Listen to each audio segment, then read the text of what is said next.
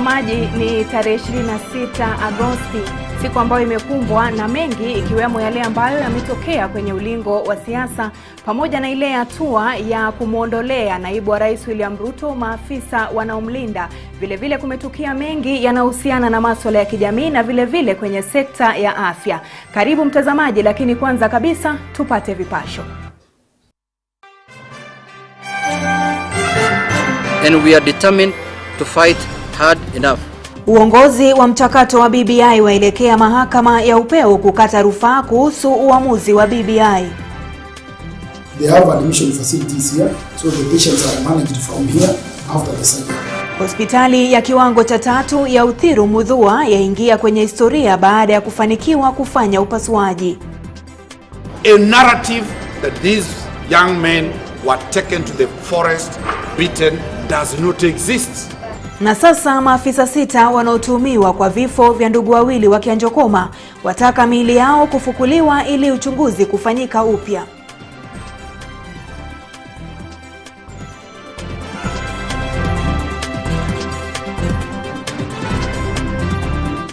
Naam, karibu mtazamaji, huu ni Mwale wa Kirk. Jina langu ni Aidah Munzatsi, atakayekupa taarifa hizi kwa lugha ishara ni Jen Mwangi.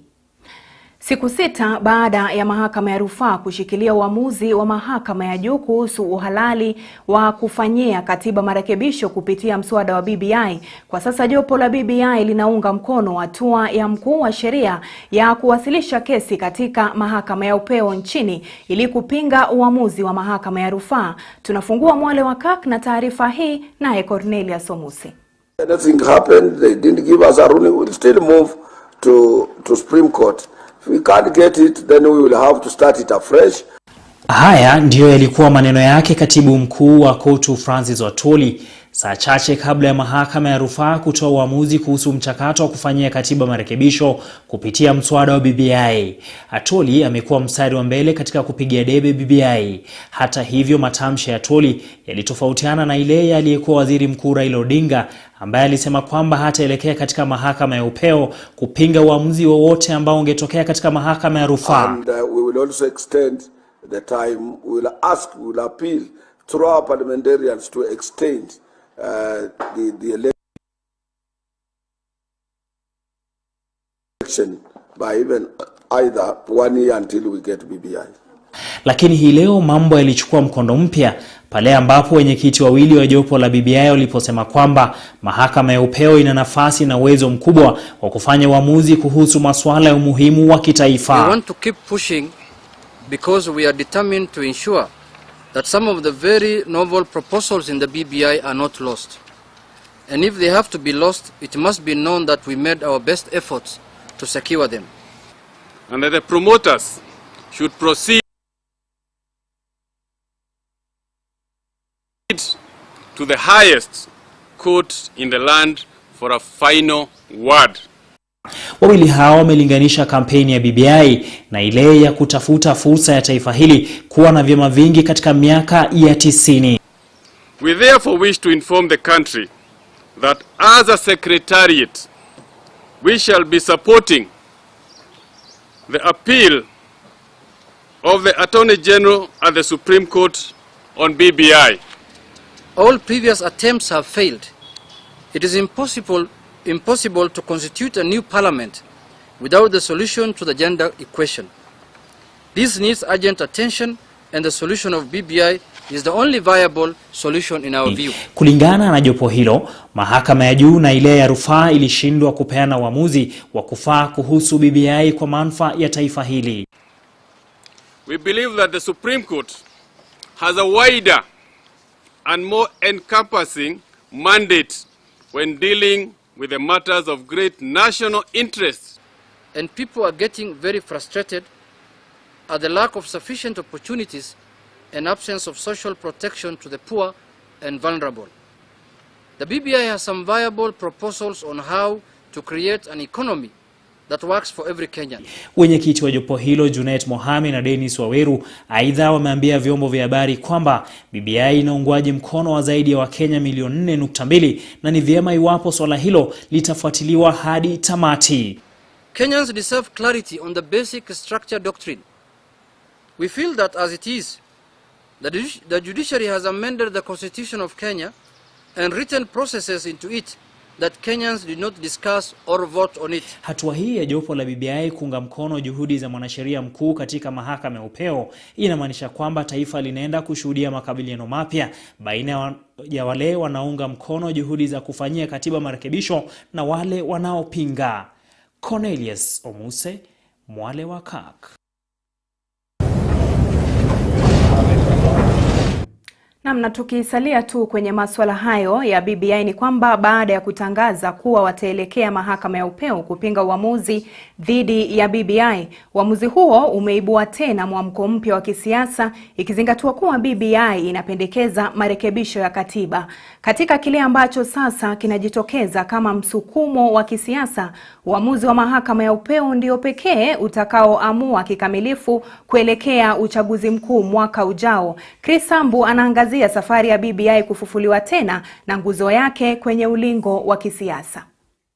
Kuelekea kwa mahakama ya upeo kwa mchakato wa BBI ni ishara tosha kuwa kambi za kisiasa zingali kwenye makabiliano makali kuelekea uchaguzi mkuu mwaka ujao. Msukumo wa BBI ukionekana kama kigezo kikubwa kutumika kwenye mwaka 2022. Japo baada ya uamuzi wa mahakama ya rufaa kufutilia mbali BBI wiki jana kwa misingi kuwa mchakato huu ulikuwa kinyume cha sheria, kinara wa ODM Raila Odinga, ambaye ni muasisi mkuu, awali akitangaza kuwa huu ndio mwisho wa safari yake. Tutangoja uamuzi ya mahakama ya mambo ya BBI, sawa? Wakiamua vizuri, sawa. Wakiamua vingine, sawa. Lakini nobody can stop. Endapo uamuzi wa mahakama ya upeo utabatili uamuzi wa rufaa kufutilia mbali BBI, basi ni kumaanisha kuwa kutakuwepo na marekebisho ya katiba na kufanyika kwa kura ya maoni. BBI ikionekana kuwa mashua ya kisiasa kuingia uchaguzi mkuu mwaka ujao. Kikubwa kwenye BBI kikiwa upana wa uongozi kwa kupendekeza kurejeshwa kwa nafasi ya waziri mkuu na manaibu wake wawili. Huku wachanganuzi wa kisiasa wakishikilia kuwa hakuna atakayetoa ushindi iwapo hayupo kwenye muungano wa kisiasa, BBI imeonekana kama suluhu pekee kuridhisha wote watakaoungana pamoja kwa nafasi kuu serikalini. Hata hivyo, pigo kwa BBI ni kumaanisha kuwa mipango hiyo itasambaratika na kila mmoja kuvuta upande wake. Uamuzi wa mahakama ya rufaa wiki jana ulionekana kama ushindi kwa naibu wa rais William Ruto, kwani amekuwa kwenye upinzani wa mabadiliko ya katiba. We are determined as a people to change our fortunes by not focusing on changing the constitution. Ikiwa mahakama ya upeo itashikilia uamuzi wa mahakama ya rufaa kufutilia mbali mchakato wa BBI, basi hilo litamaanisha kuwa mipango yote ya kisiasa iliyowekwa kwenye misingi ya BBI itakuwa imesambaratika. Wachanganuzi wa kisiasa wanashikilia kuwa bila BBI itakuwa vigumu kuwashawishi vinara wanaotaka kugombea urais kuungana na kumteua mgombea mmoja. Msukumo wa kutaka BBI kuendelea kuwa kiini kikubwa cha urithi wa Rais Uhuru Kenyatta, kwani hazma ya uongozi wa taifa imewatawanya vigogo wakuu hapa nchini. Hata hivyo, kwa maamuzi mawili ya mahakama, BBI imepokea pigo. Rufaa ya mahakama ya upeo sasa ikisalia kama risasi ya mwisho kunusuru hazma ya kisiasa kwa waasisi wa mchakato mzima. Nobody can stop. Chris Sambu, Mwale wa Kirk. Na sasa tuangazie masuala ya kiafya, ambapo hospitali ya kiwango cha 3 ya Uthiru Muthua iliyozinduliwa na Rais Uhuru Kenyatta chini ya shirika la huduma jijini Nairobi NMS imeingia kwenye historia baada ya kufanikiwa kufanya upasuaji wa kwanza. Upasuaji huo ukiashiria taarifa njema sio tu katika sekta ya afya, bali kutoa matumaini kwa wakazi wa vitongoji duni. Sio kawaida kwa hospitali za kiwango cha 3 kufanya upasuaji wa aina hii. Hatua ya hospitali hii kufanikiwa katika upasuaji uliofanyika hiyo jana usiku ikiifanya kuwa ya kipekee. We are celebrating because this marks the beginning of a new era of decongesting Mbagathi, where some surgeries that have not been able to be done on time because of lack of space or lack of theater can now be transferred here. Upasuaji huu ulifanywa kwa wagonjwa wawili ili kurekebisha aina ya ugonjwa unaopelekea kukazika kwa mishipa iliyo chini ya kitovu almaarufu hernia. They have admission facilities here, so the patients are managed from here. after the surgery. Kabla ya upasuaji huu tayari kulikuwa na mikakati ya kuipandisha hospitali hii hadi kiwango cha 4 ili kupambana na ongezeko la mahitaji ya huduma za afya, kwa sasa ikisemekana kuwahudumia zaidi ya wagonjwa 22,000. What we are hoping to do is to use this facility to do more surgeries. We hope to be able to do 2 days of surgery each week, and therefore offer that facility to the people who have been waiting for a long time.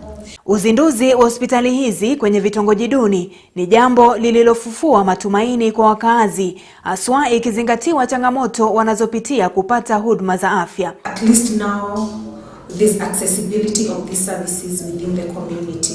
Rais Uhuru Kenyatta tayari amezindua hospitali 11 kati ya 27 kama njia mojawapo ya kuleta huduma za afya karibu na mwananchi wa kawaida. Na bila shaka ni habari njema na hatua kubwa kabisa katika sekta ya afya. Tukisonga mbele, maafisa 6 wa polisi wanaotuhumiwa kwa vifo vya ndugu wawili kutoka eneo la Kianjokoma kule Embu sasa wanataka uchunguzi rasmi kufanyika ili kubaini ni nini haswa kilichosababisha vifo vyao. Anavyoripoti Vincent Kerosi, 6 hao kupitia wakili wao Danstan Omari sasa wameandikia mahakama kuwa miili ya ndugu hao wawili ifukuliwe ili uchunguzi wa maiti kufanywa upya. Huku wingu la vifo vya ndugu wawili Benson Njiru na Emmanuel Mtura kutoka Kianjokoma bado likiwa limetanda angani, sasa maafisa 6 wanaozuiliwa kufuatia vifo hivyo wamepinga mashtaka dhidi yao na kuomba uchunguzi kufanywa upya. 2 prisoners, one who was sitting next to the 2 young men, has written a statement saying he had the boys conspire that they will jump. That's the statement. The boys jumped. Kupitia wakili wao Danstan Omari, maafisa hao Benson Mputhia, Consolata Karioke, Nicholas Cheruyot, Martin Wanyama, Lilian Chemuma na James Mwaniki wameshtaki mamlaka huru ya uangalizi wa polisi IPOA, mkurugenzi wa mashtaka ya umma DPP na inspekta jenerali wa polisi na kudai kwamba ushahidi wao haukuangaziwa licha ya kuwasilishwa kwao. The people who were rioting burned the vehicle. Already photos, scientific and photographic evidence of the vehicle had been secured. All the vehicle's details had been secured. Therefore, the exhibit was never destroyed by the 6 or by any police officer involved in this. The issue we are raising is that emotions were played high, and those emotions attracted the public. Kulingana na hati ya kiapo iliyowasilishwa naye Cheruyot mnamo tarehe 1 Agosti, ndugu hao wawili walijirusha kutoka kwa gari la polisi walimokuwa wakisafirishwa na kuacha wengine 8 waliokamatwa nao, na uwezekano upo kwamba walifariki kutokana na majeraha yaliyoambatana na kujirusha kwao. Where the 6 are being condemned and hurt that they are murderers, that is the fear and the apprehension that we have that they might be charged for murder, purely to pacify a public that has not gotten the true facts of the event. Kulingana na wakili Danstan Omari, mawakili na wapasuaji wa kibinafsi waliowakilisha maafisa hao hawakuruhusiwa wakati wa shughuli ya upasuaji na sasa kuomba miili hiyo ifukuliwe. To have their advocate present, neither did they get a chance to send their pathologist to be present for the postmortem, which is a serious flaw. And that is why we are saying we will need an exhumation order for a proper postmortem when the suspect, the 6 police officers, will be allowed to put their pathologist and their lawyers present. Maombi mengine ya maafisa hao ni pamoja na kukubaliwa kutumia simu zao ili kuwalipia wanao karo za shule pamoja na matumizi mengine ya nyumbani. Nikiripotia Mwale wa Kirk, mimi ni Vincent Kerosi. Na mtazamaji, taarifa yake Vincent Kerosi na tukamilishia awamu ya kwanza ya Mwale wa Kirk, lakini usiende mbali mtazamaji, tukirejea Chris Ambo atakuwa akikuarifu mbona naibu wa Rais William Ruto ameondolewa maafisa wa GSU waliokuwa wakimlinda.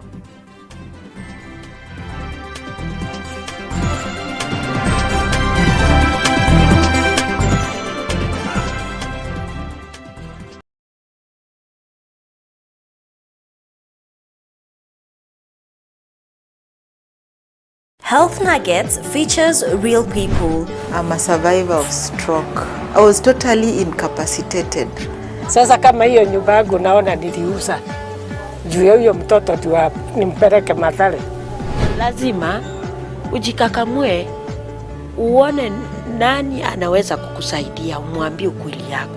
Highlighting real issues on your health and well-being. Especially for people who are pregnant, I'd advise them to keep off from that, farm-fed, farm-bred fish from China. Creates awareness on health matters affecting you. We sometimes treat our cars better than we treat ourselves, right? Because every couple of miles you send it to the garage, right? You don't wait for it to break down. But with our bodies, you wait for the car to break down, as it were, then you say, okay, let me go to the hospital.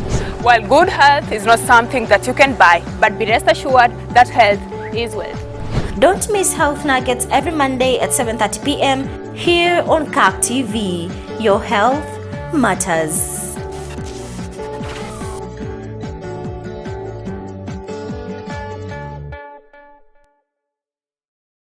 Power is sweet.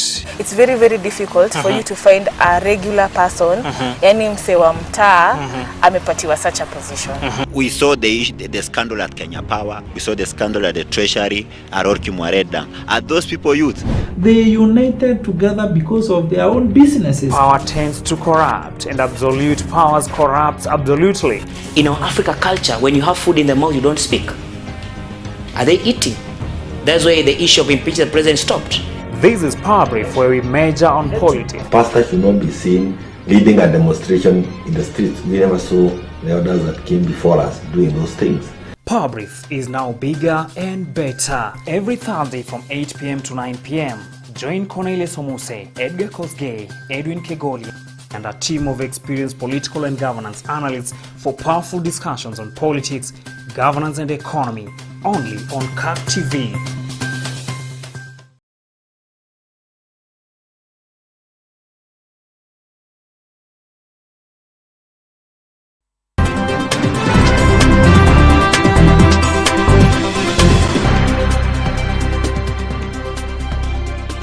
Na mtazamaji, shukran kwa kusalia papa hapa. Karibu kwenye awamu ya pili ya Mwale wa Kirk.